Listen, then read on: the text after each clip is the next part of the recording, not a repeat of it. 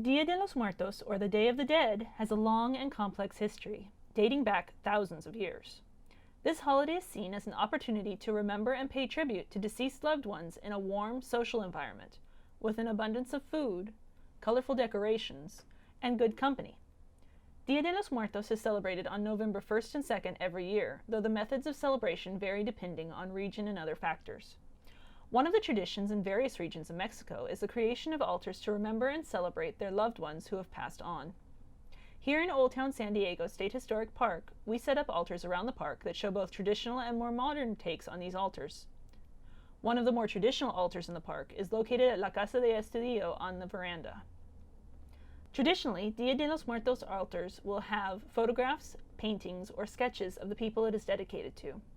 Some other elements that show up on altars are papel picado, which are cut tissue paper decorations, sugar skulls, a picture of Our Lady of Guadalupe, candles, and food, beverages, and personal items that their loved one enjoyed in life, which are called ofrendas.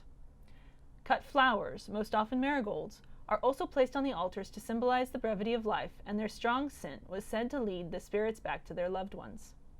This altar has 3 layers and is covered with colorful decorations and mementos dedicated to historic San Diegans.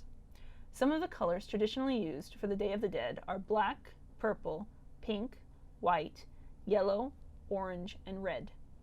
These colors each have meanings from mourning and grief to celebration and hope. A more modern take on a Day of the Dead altar can be found in Seeley Stable.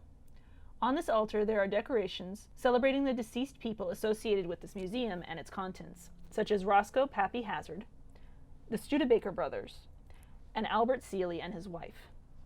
Much of the collection in Seeley Stable was donated by Hazard, which is why he is celebrated on this altar.